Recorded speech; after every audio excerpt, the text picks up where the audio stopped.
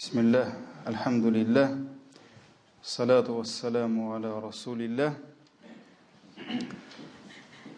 Дорогие братья, сегодня мы, иншаллах, немного отклонимся от основной темы наших лекций, то есть от уроков поминания Всевышнего Аллаха, но не будем отклоняться от нашего курса, то есть идем вперед, иншаллах, к милости Аллаха, к Его прощению и к Его райским садам. И сегодня, иншаллах, нашу сегодняшнюю встречу посвятим нашему любимому предводителю, учителю, который, иншаллах, соизволение Всевышнего Аллаха будет заступаться за нас в судный день, посвятим нашему пророку, саллаллаху алейхи вассалям. А именно, тема сегодняшней лекции – это любовь. Любовь, обязательность любви к посланнику Аллаха, саллаллаху алейхи вассалям. Если уйти немного дальше, то есть шире от нашего пророка, саллаллаху алейхи вассалям, то есть на пророчество, кто такие пророки, то мы, альхамдулилля, должны понимать, что когда Всевышний Аллах отправил Адама, алейхиссалям, и его супругу Еву на эту землю, он и дал им потомство на этой земле до определенного, то есть до судного дня. Конечно, он не оставил нас на выживание, то есть как хотите, так и живите. Все, что для нас нужно, какие потребности Аллах создал для нашего организма, да, Аллах Тааля обеспечение вот всем этим взял на себя. Человек нуждается в солнце, в тепле солнца, свет солнца, Аллах взял на себя. Человеку нужна вода, Аллах это взял на себя. Человеку нужен воздух, Аллах взял это на себя. Человек нуждается в еде, в воде, все это Аллах взял на себя.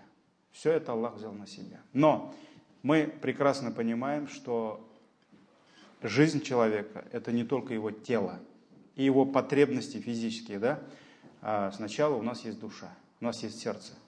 И так же, как наше тело нуждается в еде, у нас души нуждаются в еде. Поэтому человеку необходима вера. И эта вера, она необходима ему даже больше, чем еда, вода, свет солнца, воздух и так далее, и так далее.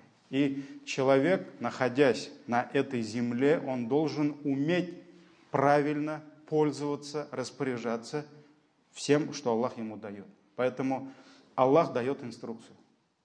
Аллах дает инструкцию. Вот так же, как вот многие люди, когда им начинаешь объяснять, вот, что такое религия, да, или, я не знаю, мы не умеем объяснять иногда, да, или действительно многих людей Аллах лишает тауфика, да, то есть им тяжело понять, что религия – это просто азбука жизни. То есть вот многие не понимают, для чего нужна религия, в чем миссия, да, вот, задача религии. Вот когда мы кому-то даем какой-то, пусть будет это телефон, пусть это будет какой-то автомобиль, на пользование, который может принести ему пользу, да, какой-то бытовой прибор, мы даем ему инструкцию. То есть мы учим его правильно пользоваться этим прибором, этим благом. Потому что если тот же ребенок, если не научить его правильно пользоваться той же ложкой, вилкой, где-то ножиком, да, он вместо того, чтобы принести пользу, да, извлечь из этого пользу, он получит только вред. То есть той же вилкой можно и еду принимать, той же вилкой можно и, Аллах сахласын, братишке там или кому-то глаз выколоть. Поэтому это, в инструкции мы нуждаемся даже вот в таких простых вещах. Электроприборы. Если мы неправильно будем это все подключать, да, или наши дети, Аллах сахласын, вместо того, чтобы приносить пользу, это все принесет вред. Поэтому вся наша жизнь, вот это наша земля, вот эти богатства, да, земли, небес, все это нуждается в инструкции. И человек должен понимать, откуда он пришел, зачем пришел. ради чего он живет. Вот это все мироздание, ради чего все это, да, вот это все. Он это должен понимать. И кому он вернется. И вот Аллах не разрывает, не стал разрывать связь между собой и его творением. То есть всегда была связь. И вот этим связующим звеном в доведении до людей слов Всевышнего Аллаха, повелений, его запретов, да, вот этой информации, знаний, которую Аллах хочет до нас довести, вот это все было на плечах пророков. То есть и человечество, оно нуждалось и нуждается в посланниках Аллаха больше, чем нуждается вот в самой этой земле, вот в этих небесах. Больше нуждается, чем в солнце, в луне, в свете, в воздухе. Посланники нам нужны больше, чем еда. Они нужны были нам больше, чем еда, чем вода, чем воздух для тела. Потому что они являлись посредниками между Создателем и Его созданием. В чем? В поклонении мы не нуждаемся в посредниках. Мы поклоняемся единому Аллаху. Но мы нуждаемся в посредниках где? В доведении Его религии. То есть даже до пророков истина доходила через кого? Через ангела Джибраиля, алейхиссалям.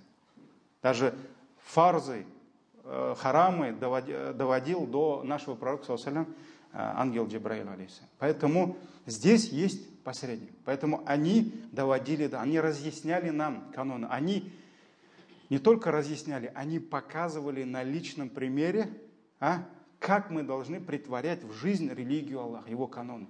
Потому что очень часто, когда к людям приходили такие же люди, к народам приходили такие же люди, и как Аллах говорит, из них самих, не откуда-то, да, иностранец, чужестранец, а вот из них самих пришел, говорит, я посланник Аллаха.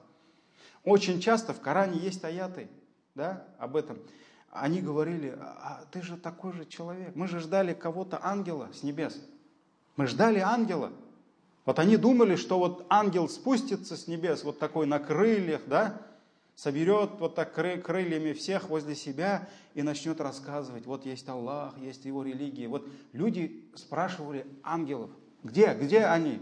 Ты же такой же человек, ты же так же кушаешь, вырос с нами в одном дворе, да? То есть вот, когда пророчество пришло к Мухаммаду, саллаллаху алейхи ва саллям, многие арабы стали возмущаться, ну как?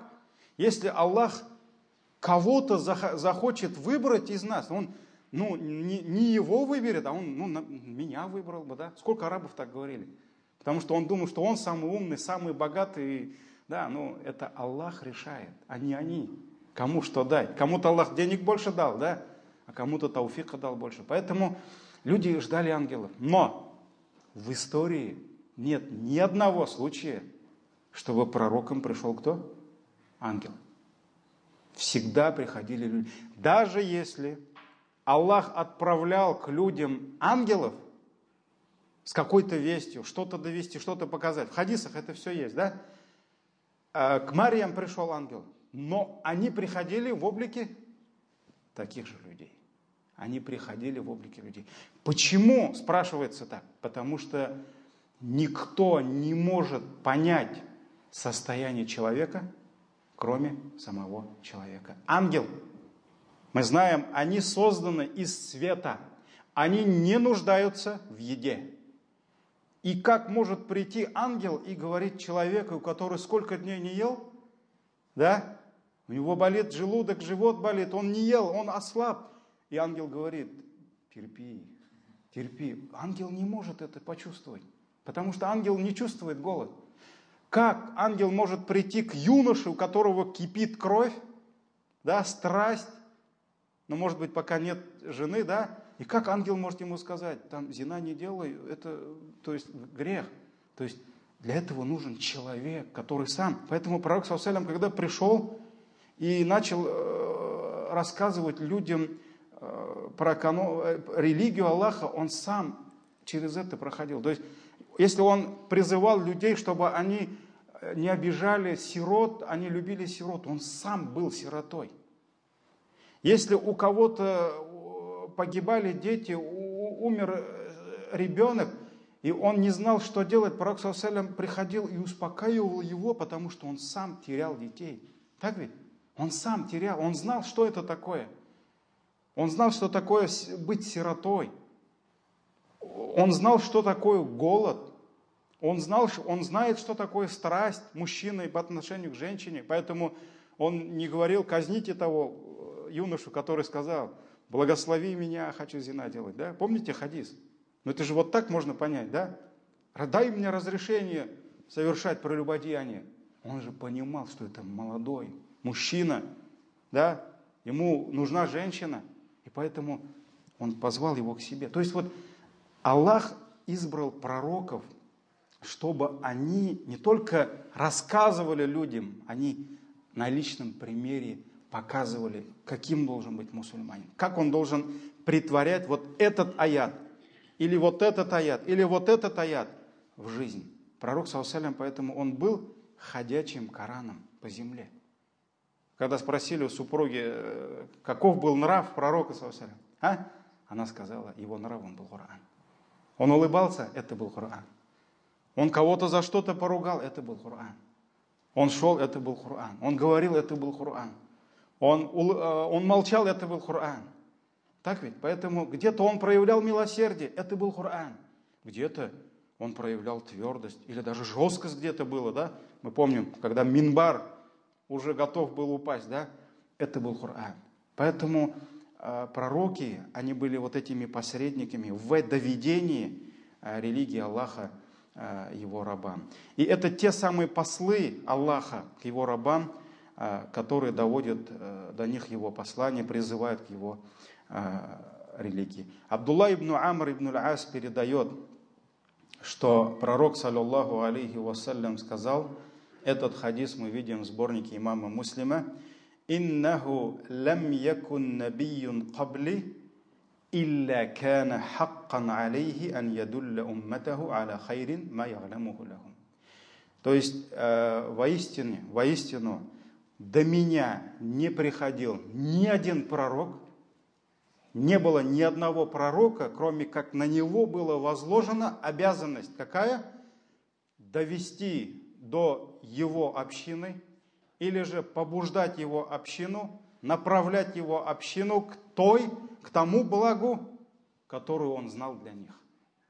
То есть, если есть какое-либо благо, то вот этот пророк, он должен был указать на это благо. И если было какое-то зло, то их пророк должен был остановить, предостеречь, да, отдалять свою умму от этого зла. Поэтому каждый пророк призывал людей к Аллаху, поклоняться единому Аллаху, побуждал к справедливости. Не было в истории ни одного пророка, а их было не 25, как в Коране, ни 100, ни 200. Есть ученые, которые говорят, опираясь на хадисы, что их было 124 тысячи. Их было много. И имена большинства из них не знал даже наш пророк, саллаллаху алейхи ва саллям. Поэтому Аллах говорит, есть пророки, которых ты знал, есть пророки, имена которых ты не знаешь. Поэтому каждому народу приходил пророк. В одно и то же время параллельно жили селения, деревня, города.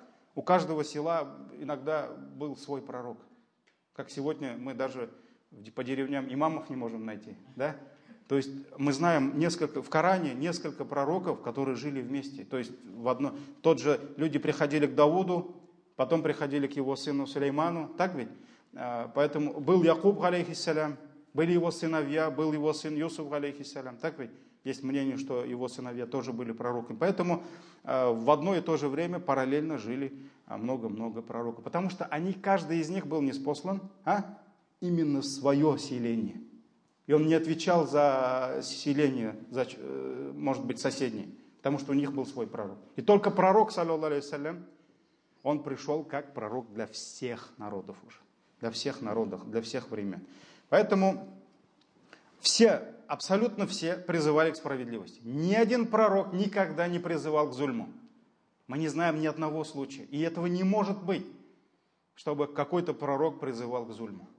Поэтому если кто-либо сегодня именем религии, именем Аллаха как бы он там ни кричал Аллаху Акбар, бисмилля, если он совершает зулм, и говорит, что это ислам, это не ислам. Потому что ни один пророк никогда не призывал к несправедливости. Все призывали всегда к добру, к милосердию. И никто не учил убивать невинных, истреблять, насиловать, взрывать и пугать, и пугать. Поэтому это мы знаем, и это будет пророков. И вот печатью, имамом всех пророков был пророк Мухаммад ибн Абдилля. Мир ему и всем пророкам. Он был ниспослан как милость для миров. Всевышний сказал: «Вама арсальнака илля рахматан лил алямин». Мы отправили тебя только в качестве милости к мирам. Только в качестве милости к мирам. И посланник Аллаха, саллаллаху алейхи вассалям, действительно был и есть милостью для миров. С начала своего пророчества и до последнего вздоха мы знаем хадисы, мы знаем его назидание, когда он говорил, когда уже, вот здесь уже смерть слышали. Уже голос смерти слышали, когда самые близкие люди, да, находились возле него, даже тогда, до последнего вздоха, он воспитывал своему. Что он сказал? Ас-салату ас-салях ва ма малакат эйманукум. То есть вот накануне смерти все. Он не говорил там, такому-то это оставьте, такому-то это. Они ничего не оставили после себя. Ни динара, ни дирхама, так ведь? Но он говорил ас-салату ас-салях, то есть молитва, намаз. Храните намаз, это его последние слова, да? Ва ма малакат эйманукум. То есть и то, над чем вы властвовали. То есть то, за что вы отвечали. То есть это семья, ученые говорят, это твои подчиненные, да? Это тот аманат, который ты взял на себя. Поэтому до последнего вздоха он призывал людей к истине. Он призывал людей к благополучию. Он призывал людей к счастью в обоих мирах. Он никогда не призывал людей к несчастью. Он никогда не указывал людям тот путь, который приводил их к чему? К несчастью. К фитнам? Нет. Он всегда призывал людей к счастью в обоих мирах. И он принял на себя тяжелейший, величайший аманат от кого? От Аллаха. Это есть последнее обращение Аллаха к человечеству. Рисалятуль ахира. То есть это Коран. Это самое последнее обращение. Если до Корана были обращения, и все их мы не знаем, так ведь? От Нуха, алейхиссалям, до пророка было много обращений. Были книги, которые мы знаем, которые мы не знаем. Но мы знаем это твердо, что Коран – это есть самое последнее обращение к человечеству. После Корана уже не будет обращений. И вот это самое последнее обращение, самые последние слова Всевышнего Аллаха, которые были ниспосланы через ангела Джибраиля к людям, это был Коран. И вот этот аманат принять на себя, притворить в жизнь и довести до людей, да, взял на себя посланник Аллаха, саллаллаху алейхи вассалям. Поэтому кто-то это так легко говорит. А вот посланник Аллаха, саллаллаху алейхи вассалям, принял на себя, да, вот этот аманат, довел до людей, машаллах. А вот Всевышний говорит: «Лау анзальна хадал Кур'ан аля джабалин». А если бы мы не спаслали этот Коран не в сердце Мухаммада, а куда? На гору.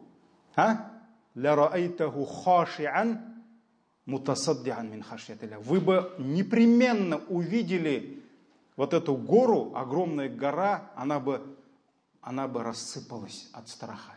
То есть даже гора, она не выдержала бы это. Но сердце пророка выдержало. И поэтому мы знаем, Коран, он не был ниспослан в одно мгновение, потому что это невозможно было принять. В течение 23 лет аятами, сурами пророк, саллаллаху алейхи вассалям, вбирал в себя, впитывал в себя Коран и доводил это до людей. И не было ни одного блага, не было ни одного полезного, которому он бы свою умму не призвал. Любое благо, которое существовало, пророк, саллаллаху алейхи вассалям, обязательно об этом рассказал, обязательно к этому призвал и научил. И не было ни одного зла, от которого он свою уму не предостерегал. Любое зло, которое существовало, могло существовать, пророк ﷺ обязательно об этом знал, обязательно об этом объяснил и оставил после себя назидание. И вот представьте себе, с его прихода на эту землю и до сегодняшнего дня сколько беспечных сердец Аллах наставил на путь истины через его назидание, через пророка ﷺ. Это же невозможно представить. Вот сколько сегодня, говорят, больше миллиарда мусульман, да? Вот сколько вот сегодня прошло 1400 лет. Но влияние этого человека на человечество, оно не то, что не убавляется, оно все больше и больше увеличивается. Вот я не хочу никого ругать, никого не хочу осуждать, но нам, когда мы были маленькими, да, вот кому-то 40 и больше 40, наши языки раскрылись не словом Аллах и пророк. Нам рассказывали про Ленина, да. И мы в детстве, вот Абы улыбается, он прошел через это, да. Мы до сих пор помним, когда он родился, где он родился, в какой день, да, в каком году. Мы прекрасно помним, когда он умер, вот каким был больным. Вот. И нам казалось, да, что он действительно, вот я помню в школе, Ленин жил, Ленин жив, Ленин будет жить. Все, он вечно. Мы говорили, он это президент? Нет, он сказал, нам говорили, это вождь.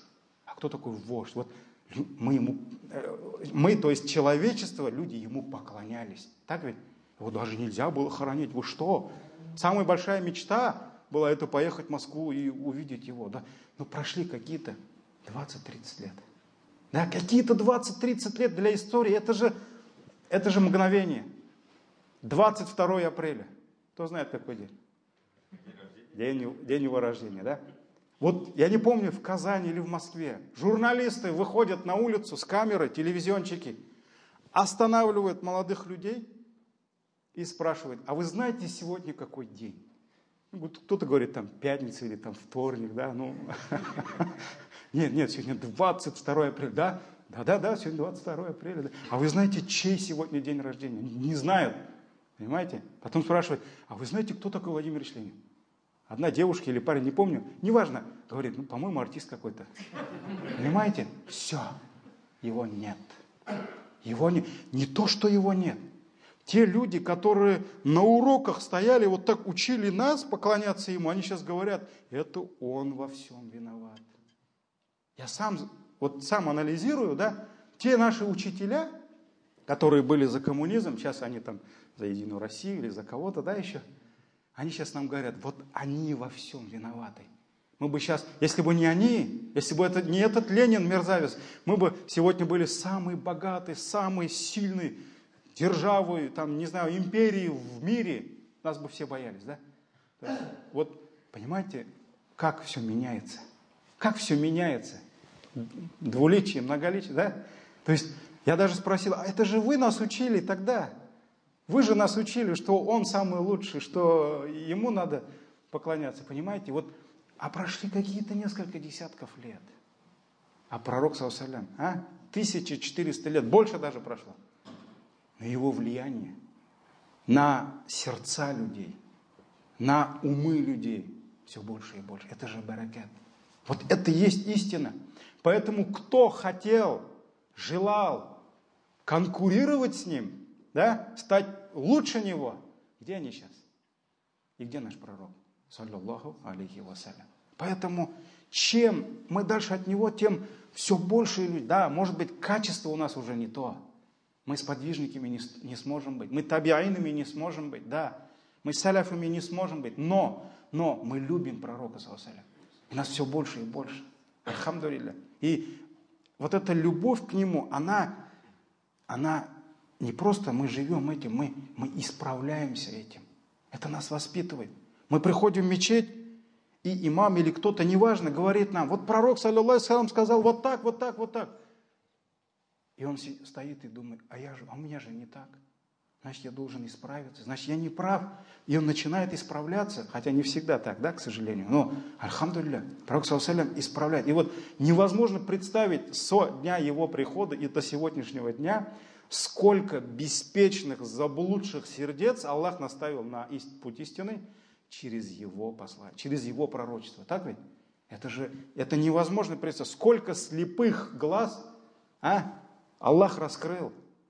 Дал им зрение увидеть истину через него. Через него. Сколько глухих нашли свой слух и услышали истину. Да? Они начали слышать истину через его назидание, через его пророчество. Поэтому это и есть милость для миров. Это и есть милость для миров. Лакад манна Аллаху. Аллах говорит, суратул Имран, Аль-Имран, 164 аят. Лакад манна Аллах. То есть Аллах уже оказал милость аляль му'минин по отношению к верующим. Он оказал им милость, идh ба'атha фихим расуля, когда отправил к ним пророка. То, что Аллах отправил к верующим пророка, это уже полноценная милость. Все, это уже милость Аллаха. Все, этого достаточно. Да? Мин анфусихим, из них самих. Аллах уже оказал милость верующим, когда отправил к ним пророка из них самих. И вот, альхамдулилля, дорогие братья, Всевышний избрал нас из числа миллиардов своих рабов и оказал нам свою милость, отправив его к кому? Именно к нам. Он же пришел к нам. И мы с вами оказались его уммой. Мы оказались его уммой. Мы умма пророка Мухаммада, саллаллаху алейхи. И мы надеемся, что в судный день, хадис, вспомните про судный день, когда на горизонте, когда пророк саллаллаху алейхи увидит пророка, с ним 2 человека, кто-то один пришел, за ним никто не последовал, у кого-то 3, у кого-то 10, всю жизнь он призывал, и пришли за ним считанные люди. И тогда он увидит на горизонте многочисленную толпу людей, он подумает, что это моя умма. Нет, это не твоя умма. А вот твоя умма, она будет огромной. И мы надеемся, что он будет гордиться нами, иншаллах, в судный день. Он сделал нас его уммой. Дал нам возможность узнать его. Сколько людей жили на этой земле? Сколько ели, сколько пили.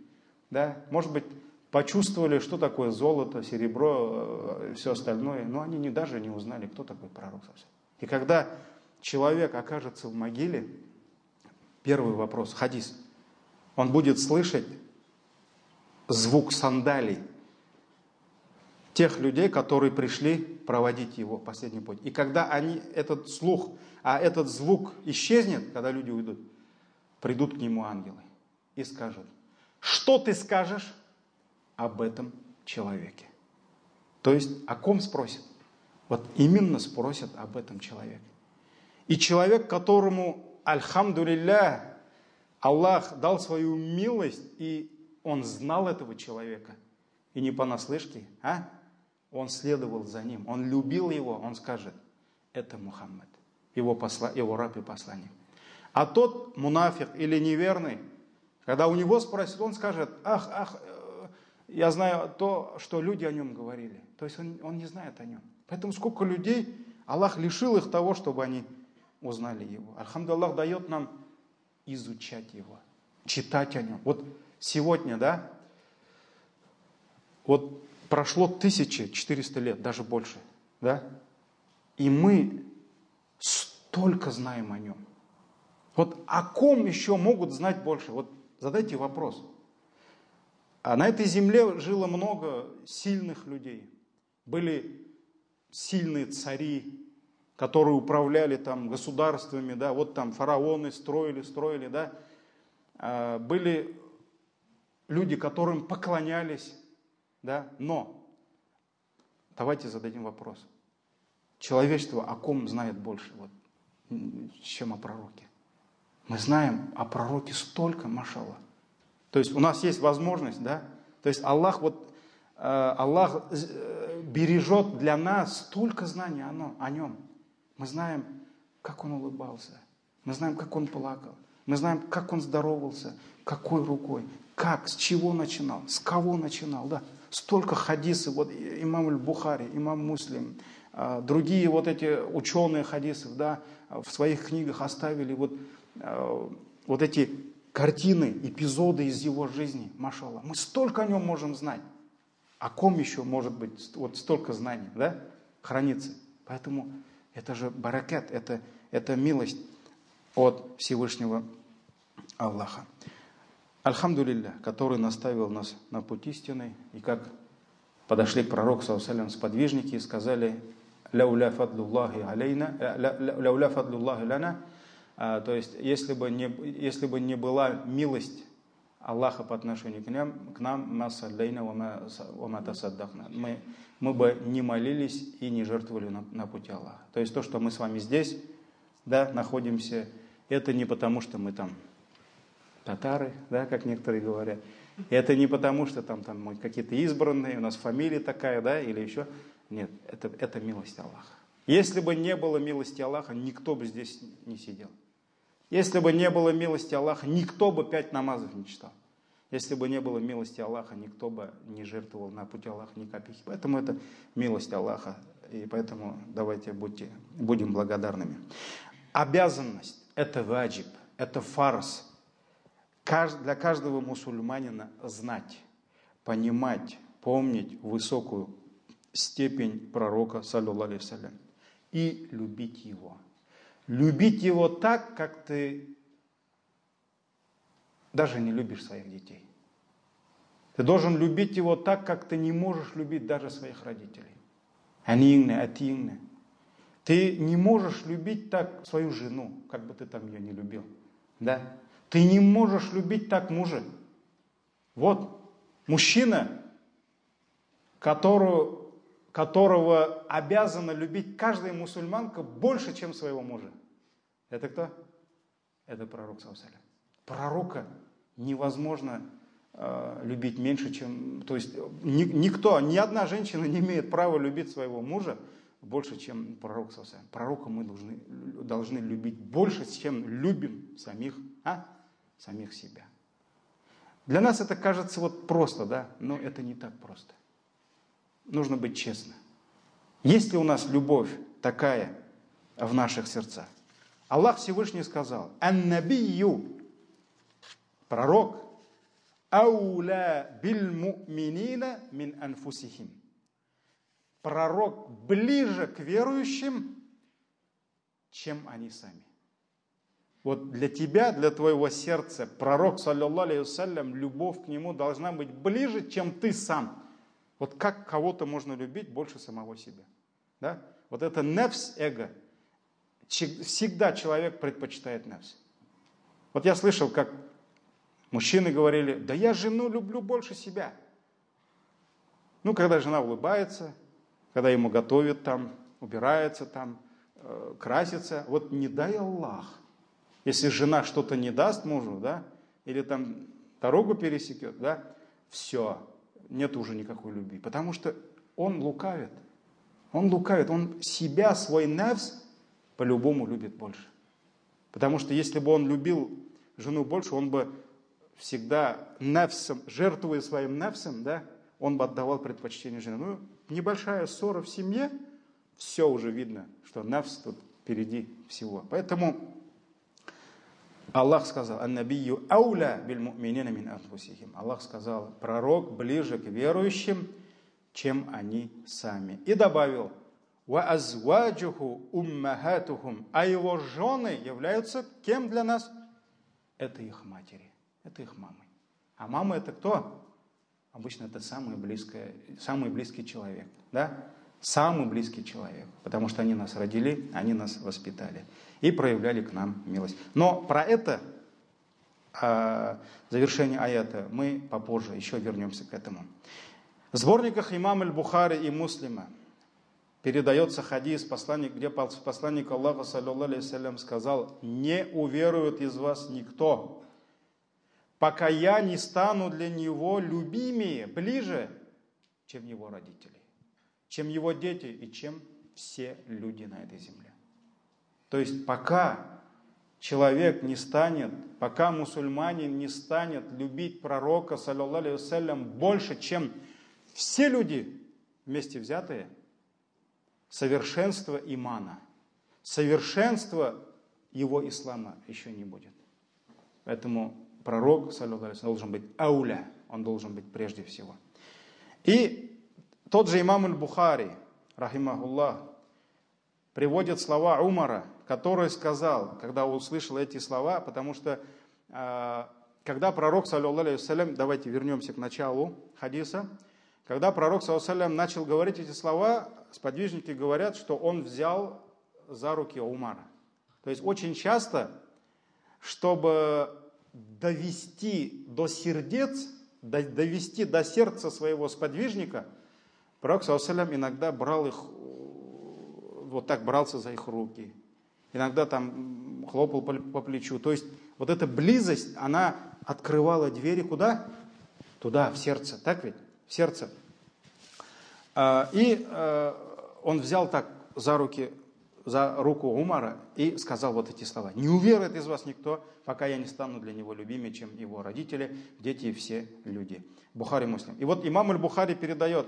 Умар ибн Хаттаб тогда сказал: о посланник Аллаха, саллаллаху алейхи вассалям, воистину ты ближе ко мне, чем все остальное, чем мои родители, чем мои дети, кроме себя, илля нафси, ну кроме себя. То есть ты впереди всех, но после моего нафса. Он честно сказал, он был честным, и он сказал: после моего нафса. На что пророк, саллаллаху алейхи вассалям, ответил: клянусь Аллахом, клянусь тем, в чьих руках моя душа, пока я не буду любимее, ближе для тебя даже самого себя. То есть не будет полноценного имана, пока я не стану ближе к твоему сердцу, чем ты сам. И тогда Умар сказал: сейчас, валлахи, клянусь Аллахом, ты для меня ближе, любимее, чем мой нафс, даже мой нафс, моего нафса. И пророк, саллаллаху алейхи вассалям, сказал: аль-ан я Умар, сейчас ты уверовал, о Умар. Поэтому вот это очень важно, дорогие братья. Любовь к пророку, саллаллаху алейхи вассалям, должна быть впереди всего. Ты должен любить пророка, саллаллаху алейхи вассалям, больше, чем самого себя, самых близких. Вот тех детей, твои дети, внуки, да, которым мы скучаем, которых хочется видеть. Когда мы их видим, мы радуемся. Так ведь? Мы получаем такое душевное, радость получаем. Так ведь? Когда мы их видим, когда мы по ним скучаем. Но мы должны пророка, саллаллаху алейхи вассалям, любить больше. Также в сборниках имама аль-Бухари и Муслима передает, что Анас, радиаллаху анху, рассказывает, что некий мужчина спросил пророка, саллаллаху алейхи вассалям: когда наступит судный час, о посланник Аллаха? Когда наступит? Ну, у арабов мы знаем, что вопрос судного дня это была большой проблемой. Я не говорю про этого сподвижника, но у арабов, в общем, они, мы знаем, не отрицали существование Аллаха. У них проблема была в чем? Они были многобожниками. Они не отрицали существование Аллаха, но их проблема была в том, что они не отрицали еще другие божества. И говорили, что им тоже можно поклоняться. Так ведь? Или мы поклоняемся, чтобы они приблизили нас к Аллаху. Еще одна проблема, куфр их не был. В чем? В том, что они не признавали судный день. Они не могли понять, поверить, ну как вот мы, когда станем вот этими истлевшими костями, как Аллах может нас что? Оживить. Они этого не понимали. То есть вот в этом был их куфр. Поэтому очень много аятов в Коране, которые доказывают с разных сторон, разными методами именно существование судного дня. И вот пришел человек и спросил: когда наступит судный час, о посланник Аллаха? На что пророк, алейхиссаляту вассалям, ответил ему, получается, вопросом, да, на вопрос: а что ты приготовил для этого часа? А что ты приготовил? Вот у нас сколько раз уже говорили, что скоро судный день, да? Уже там в каком-то году там уже люди прощались, там, да, свечи покупали, там, соль покупали. Все говорили, что конец света, но все надеялись, что они где-то там спасутся, да? Кто-то свечи покупал, а кто-то там котлы на дровах покупал. Ну, у них денег было больше. Им сказали же, что все, газа не будет. Там, мне правильно рассказывали братья сами. Я, говорю, котел купил. Вот. Ну, вот так уж. Так. Вот. А что мы приготовили для этого? Сколько у нас молитв?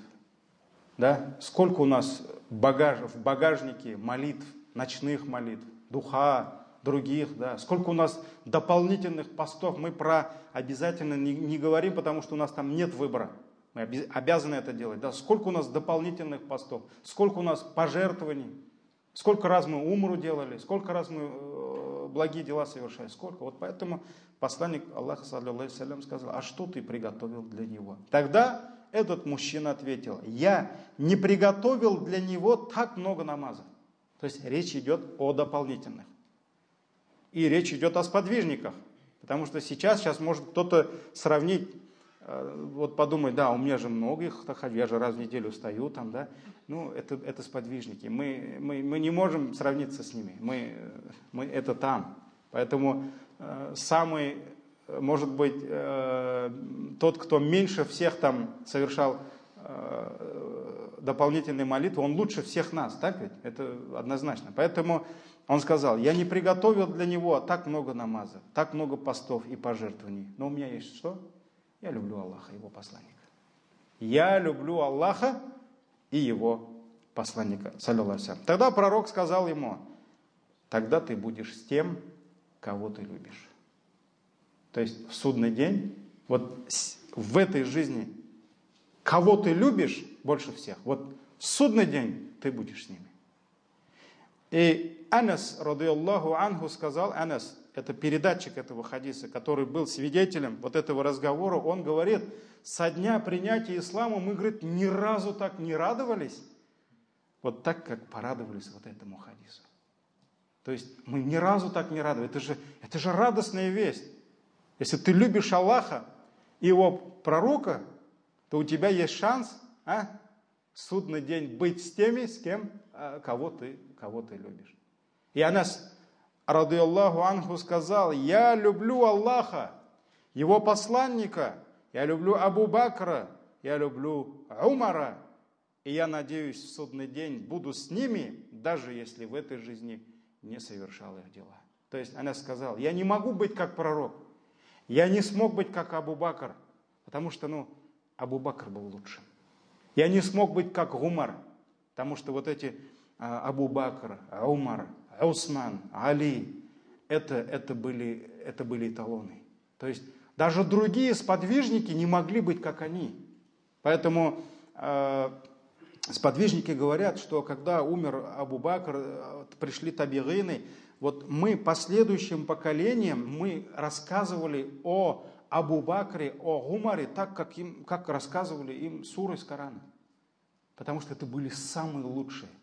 И поэтому она сказала: я люблю Аллаха, я люблю его пророка, посланника, я люблю Абу Бакра, я люблю Умара, и даже если я не могу делать их дела, я надеюсь, что я буду с ними. То есть вот это же милость Аллаха, машаллах. Если ты будешь всем сердцем любить вот этих самых лучших людей, кто из нас сможет быть как Абу Бакр? Кто из нас может быть как Умар? Кто из нас может быть как Анас? Мы не можем быть как Анас. Но если мы всем сердцем будем любить вот этих людей, да, у нас есть шанс. Милость Аллаха. Мы в судный день сможем быть рядом с ними. Это великий подарок от Аллаха. Это не за то, что мы такие хорошие, да? Это вот из-за любви по отношению к этим самым лучшим созданиям Всевышнего Аллаха. Аят. После этого радостного хадиса давайте немножко и аят прочитаем. Всевышний сказал также про любовь к пророку. «Куль, скажи, ин кана абаукум, ва абнаукум, ва ихванукум, ва азваджукум, ва аширатукум».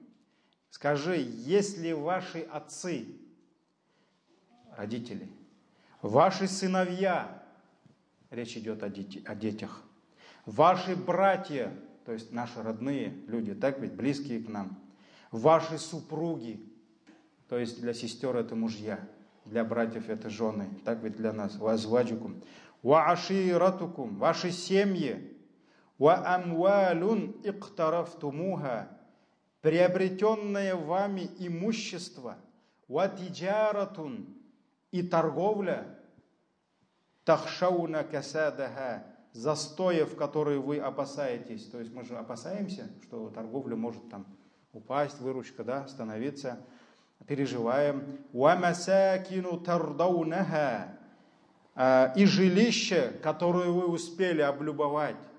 То есть мы же любим свои дома, мы любим квартиру свою, там, где мы жилище, где мы живем, да. Если все это, вот Аллах перечислил то, дорогие братья, с чем мы живем на самом деле. Если ваши родители, то есть, ну как без них, да? Если ваши сыновья, дети, люди просыпаются утром, идут на работу, потому что это акша кирак, это ботинка кирак, это сумка кирак. Да, вот давайте спустимся на землю, да, вот разберем аят, именно поставим на, как бы, над нашей жизнью, да, вот ваши дети, ваши родные, ваши супруги, жены, мужья, да, ваши семьи, ваше имущество, которое вы приобрели, да, то есть это ваши деньги, вот все, чем вы, машины, все. Вот тиджаратун, и ваша торговля, застоя которого вы боитесь. Мы же боимся, что там цифры упадут, что выручка упадет, что денег будет меньше, да, мы же за это все переживаем. И ваши жилища, которые вы успели облюбовать, если все это для вас, ахаббу илейкум, если все это для вас милее, чем миналлах, чем Аллах, ва расулихи, и его посланник, ва джихадин фи сабили, и джихад на пути Аллаха, то есть не всегда это джихад, мы знаем, это война, да? Это усердие на пути Аллаха. Когда ты даешь на пути Аллаха, расходуешь на пути Аллаха, кто-то жизнью, кто-то здоровьем, кто-то временем, кто-то деньгами, так ведь?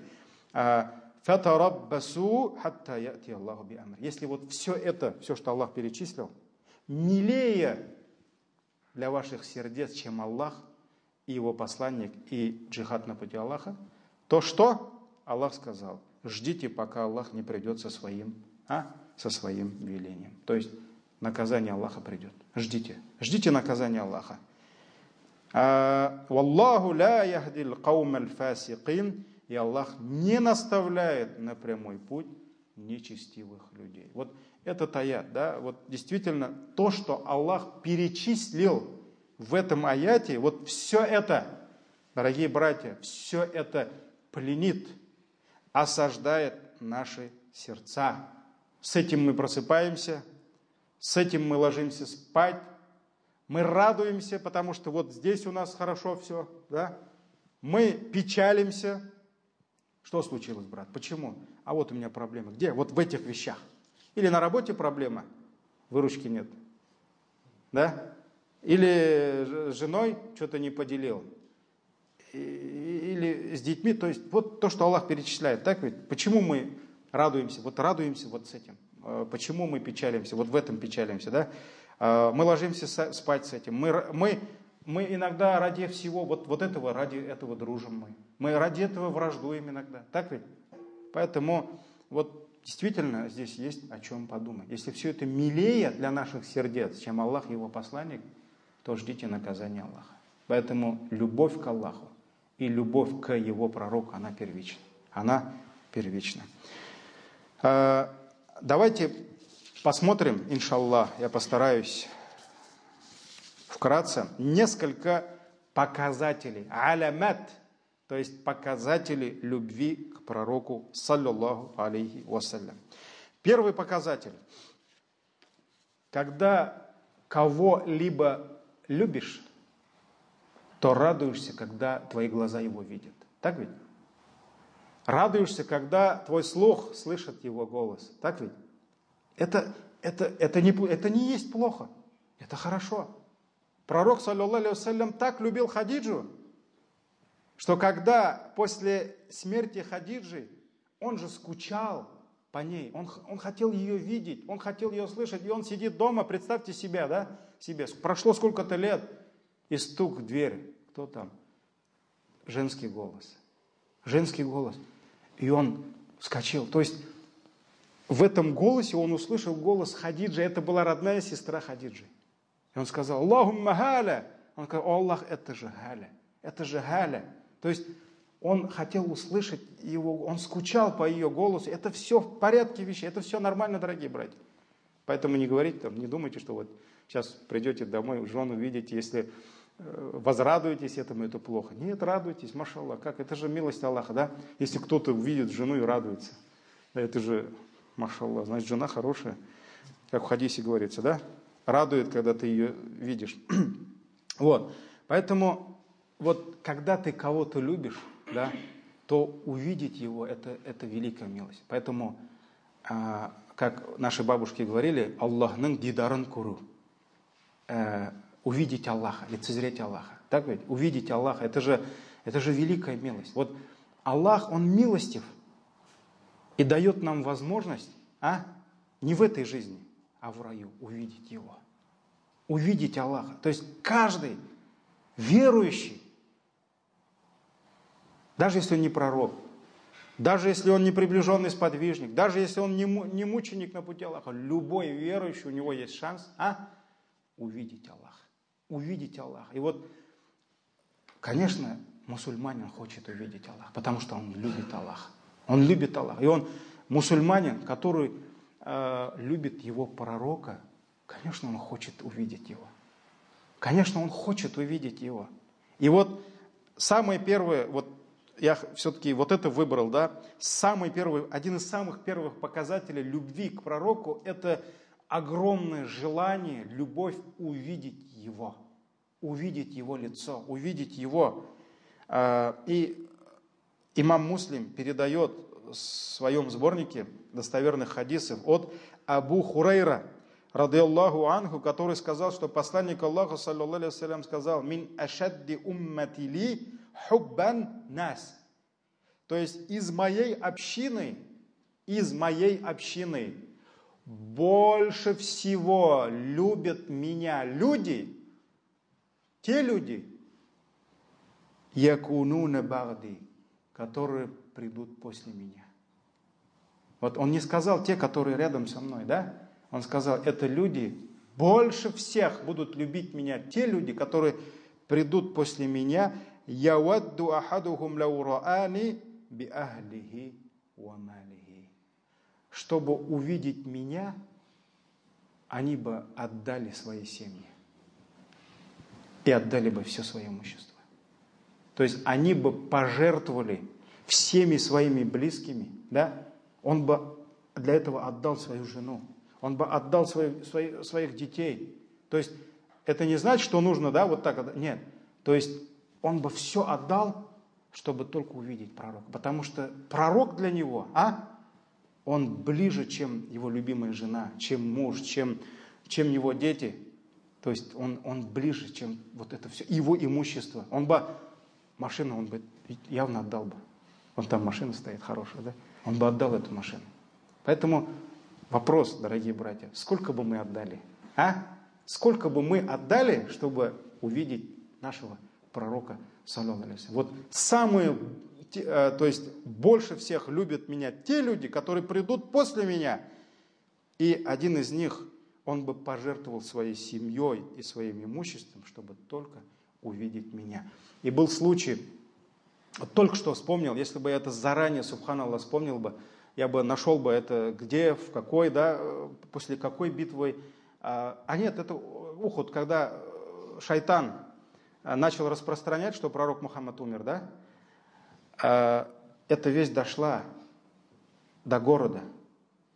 И одна сподвижница, она услышала, что пророк умер.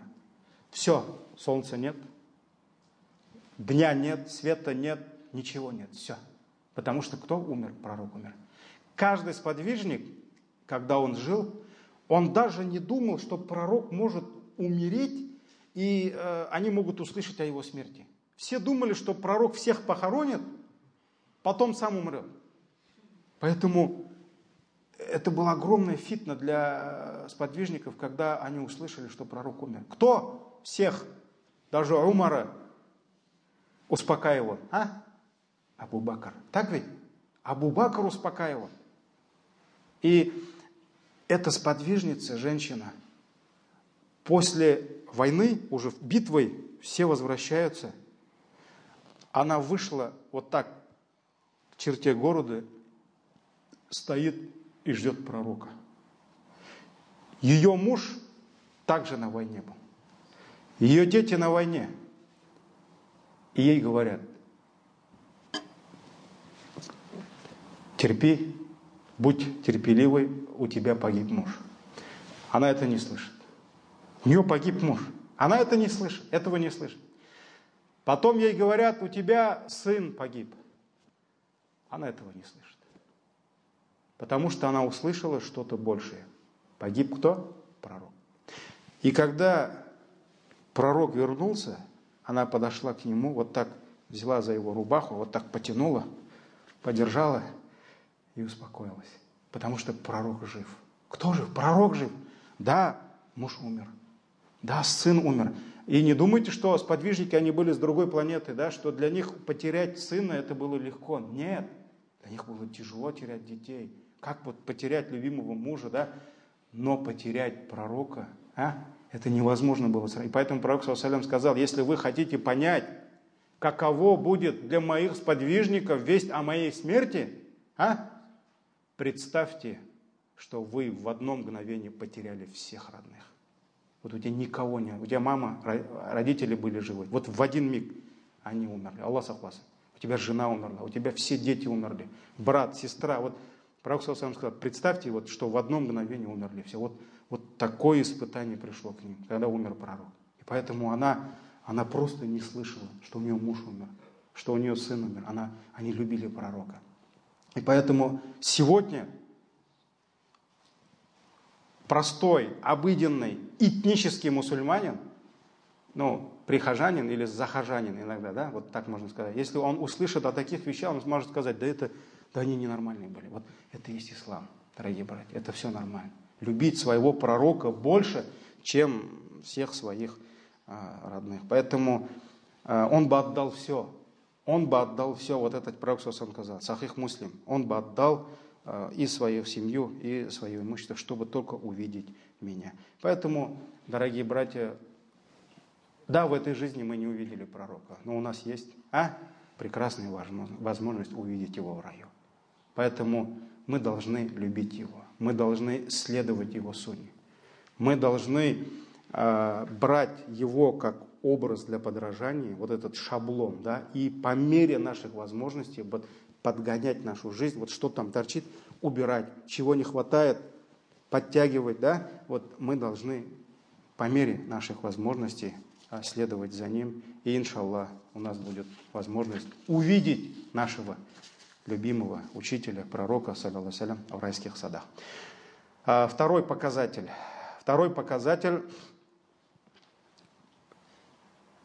любви к пророку, саллаллаху алейхи ва саллям, это всегда и часто, многократно любить, воздавать салават за него. То есть ас-саляту аля наби, саллаллаху алейхи ва саллям. Каждый раз, когда мусульманин слышит его имя, он говорит саллаллаху алейхи ва саллям. Что такое салават? Когда мы обращаемся, салават — это обращение к Аллаху, это дуа. Мы обращаемся к Аллаху, чтобы Аллах благословил кого? Когда мы делаем дуа, мы просим за себя. Так ведь? Но когда мы делаем салават, мы должны понять, мы делаем дуа за нашего пророка. Поэтому чем больше мы делаем салават, дуа за нашего пророка, тем больше будет у нас любви к нему. Поэтому мусульманин должен любить повторять вот эти слова. Аллахумма салли аля Мухаммад, саллаллаху алейхи. Самый лучший салават — это какой салават? Который в намазе. Аллах избрал для нас самый лучший салават, вид салавата, вот это именно в намазе. Поэтому очень много, мы знаем в сунне случаев, когда судно призывает, чтобы мы говорили салават. Приходим в мечеть. Бисмилля, после бисмилля.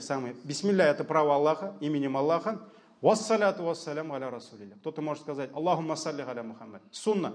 Правой ногой заходим. Бисмилля. Аллахумма салли аля Мухаммад ва аля али Мухаммад. Потом говорим Аллахумма фтахли абуабу рахматик. О Аллах, открой перед нами врата своей милости. Ну, потом за себя просим. Аллах, пророк, потом мы. Так ведь? Выходим также левой ногой уже. Бисмилля. Именем Аллаха. Вассаляту вассалям аля расулилля. То есть не забываем о нашем пророке любимом. Потом говорим Аллахумма инни ас'алюка мин фадлика. Поэтому салават. Так ведь? Намаз. Внутри намаза. Салават. Альхамдулилля. Особенно мы знаем во время дуа. Любая твоя мольба, она будет отвергнута.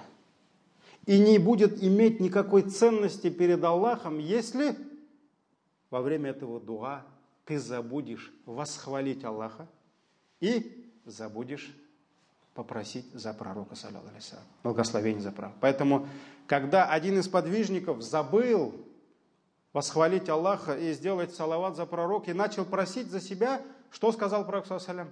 Поторопился. Поторопился.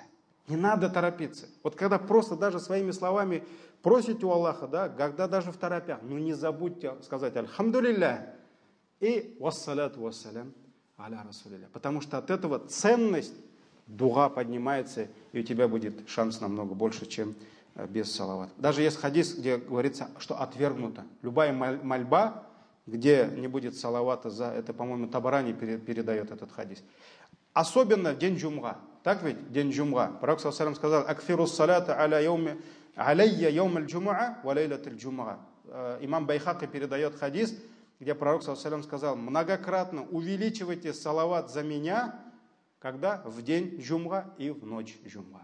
Побольше, побольше. Имам Шафи'и, рахимахуллах, сказал: я люблю многократно, часто и везде воздавать салават за пророка, то есть в каждом положении, особенно в день джумга и особенно ночь джумга. Поэтому день джумга – это самый лучший день для салавата. Также следующий показатель любви к пророку – любовь. Этим завершим, все, не смогу, а то время уже все, на исходе, трамвай пришел. Показатель любви к пророку следующий – это любовь не только к нему, а к его близким. Любовь к семье пророка, саллаллаху алейхи ва саллям. Мусульманин должен любить жен пророка, саллаллаху алейхи ва саллям, потому что это были самые лучшие женщины. Аллах избрал, Аллах сам избрал для самого лучшего из его творений, потому что пророк лучше, чем любой либо ангел. Пророк лучше, чем арш, он выше, чем арш. И как пророк может взять в себе в жены самого худшего, как некоторые заблудшие говорят, да? То есть Аллах избрал для него самых лучших женщин. И из 4 самых лучших женщин в истории человечества пророк, саллаллаху алейхи ва саллям, назвал. Одна из них – это его супруга Хадиджа, вторая – это Фатима. Если Марьям и Асия идут тогда, то в завершении идет еще Хадиджа и Фатима. Так ведь? То есть, получается, Фатима – это плод воспитания Хадиджи и пророка Мухаммада, саллаллаху алейхи ва саллям. Но если еще учесть тот хадис, что и Марьям будет супругой пророка, саллаллаху алейхи ва саллям, в раю, то получается 3. Так ведь? Поэтому из его семьи. И вот, дорогие братья, любовь к его семье, его жены, его дети, его сподвижники. Вспомним хадис. «Ан-набию ауля биль му'минина мин анфусихим». Пророк ближе к верующим, к сердцам верующих, чем они даже сами. «Ва азваджиху умматаху». И его жены это матери. Вот мать. Для нас это действительно они, мать, да, это очень близкое создание к нашим сердцам. Но мы должны понимать, что любая из супругов, жен пророка, саллаллаху алейхи ва саллям, это как мать для нас. Это мать, говорится, мать правоверных Хадиджа, мать правоверных Умму Саляма, мать правоверных Аиша и так далее, и так далее. Так, это были самые лучшие. Пусть это будет Умму Саляма, пусть это будет Сауда, пусть это будет дочь Умар ибн Хаттаба, которого Абу Бакр не взял в жены. Помните, историю? Когда у дочери Умара умер зять, муж дочери, да, она осталась вдовой. Она воспитанная, молодая, красивая, да, богобоязненная. Ее же надо замуж выдать. Умар идет к кому? Ну, к другу, конечно. Абу Бакру и говорит: Абу Бакр, бисмилля, возьми мою дочь. Абу Бакр не берет. Он обиделся. Ну как, это моя дочь, она же не уродина, она самая лучшая, да. Потом идет к Усману. А Усман, он же такой мягкосердечный, он даже мягче, чем Абу Бакр, да. И он не знает, как ему сказать, да. Но Умар не знал, что и Абу Бакр, и Усман знают то, что он не знает. Умар не знал, что она предназначена для другого. Он подошел к Усману и говорит: возьми мою дочь, вот она вдова, все, ай да прошла, возьми ее. Друг, ты же друг мне, давай, возьми мою дочь, да? И он говорит: мне надо подумать. Там, ну, дай мне день, там, еще сколько, да? Все, проходят дни, Усмана нет. Умар пошел за ним. Где он? В мечети, намаз читает. Встал, намаз читает. Умар сел возле него и ждет. Ну, надо дочку замуж за самого лучшего. Ну, как же, не хочется, чтобы кто попал, да? А Усману, Абу Бакр, это же самый лучший, его друзья. И он такой салям дает и говорит: ну, говорит, все, берешь мою дочь? Он говорит: нет. Как нет? Он обиделся. Отец обиделся. Ну как? Это же достойная дочь. Вот они были сподвижники, да? Какие они были? И он идет к кому? Жаловаться к пророку. Идет к пророку обиженный. Он обиделся. Как? Лучшие друзья его, братья. Абу Бакр не взял. Усман не взял. И он идет к пророку и говорит: вот моя дочь Хафса. Абу Бакр не берет ее. Усман не взял. И что сказал пророк, саллаллаху алейхи ва саллям? Машаллах, великие слова сказал. Он сказал: на Хафсе женится тот, кто лучше Усмана. А Усман женится на той, кто лучше Хафсы. Усман на ком женился? На дочери пророка, саллаллаху алейхи ва саллям. А на Хафсе кто женился? Пророк, саллаллаху алейхи ва саллям. И когда собрали Коран, от кого? Риваят. От Хафса. Так ведь? Когда собрали сподвижники Коран, вот он, они пришли к кому? К супруге пророка Хафсе. Вот как ислам возвеличил жен пророка. Поэтому любовь к ним. Вот, дорогие братья, хайыршы өзін мақтарды. Мен өзімні хордым. Я когда только начал изучать ислам, я вообще не понимал, зачем мы должны знать жен пророков? Зачем вот там нам нужны? Их имена, кто кем был, да? Ну, хадис что-то знаем, да? Айшу знаем, здесь и здесь знаем, да? А остальное, вы знаете, я понял, что это была моя огромная ошибка. Ну, все мы ошибаемся. Мы должны идти к истине, да? Каждая жена была уникальна. И каждая женщина возле пророка, саллаллаху алейхи ва саллям, она внесла неоценимый вклад в историю ислама, всего человечества. То есть это были великие люди. И нам нужны книги про каждую из них. Нам нужно читать нашим дочерям, кто такой была Хадиджа, кто такой была Сауда, кто такой была София, кто такой была Хафса, какой была Айша. Да, там писали там наших этих престижных, я прошу прощения, 3 минуты, дорогие братья, ладно? Вот писали там в популярных этих некоторые наши блогеры, да, вот пророк, саллаллаху алейхи ва саллям, взял там молодую, да, зачем? Ну, понимаете, вот каждый думает, исходя из своей испорченности. Пророк, саллаллаху алейхи ва саллям, если бы ему нужны были молодые, он бы в 25 лет не женился бы на Хадидже, которая была на сколько лет старше его? На 15 лет. Но Аллах связал ее жизнь в начале пророчества с кем? С самой мудрой женщиной. Если бы ей было 15, может быть, она не была такой мудрой, но ей было 40 лет. Она была умной. Она была при деньгах. Нужны были деньги не чтобы там пророка кормить. Исламу нужны были, никто не давал, а кто дал? Хадиджа все дала. Нужны были ее советы, ее мудрость жизненная. Вот это начало. А в завершении Аллах дал ей Айшу. Сколько сил она дала ему. То есть моральных, духовных сил. Так ведь? И когда пророк ﷺ покинул эту землю, еще сколько лет она жила, сколько лет. И распространяла знания. Это же была ученая Айша. Поэтому мы должны любить их. Это самые лучшие женщины. И мы должны изучать их и учить наших детей, вот, чтобы они знали их. И брали с них пример. Джазакумуллах хайр. Субханакаллаху ва бихамдика, ашхаду ан ла иляха илля анта, астагфирука ва атубу илейк.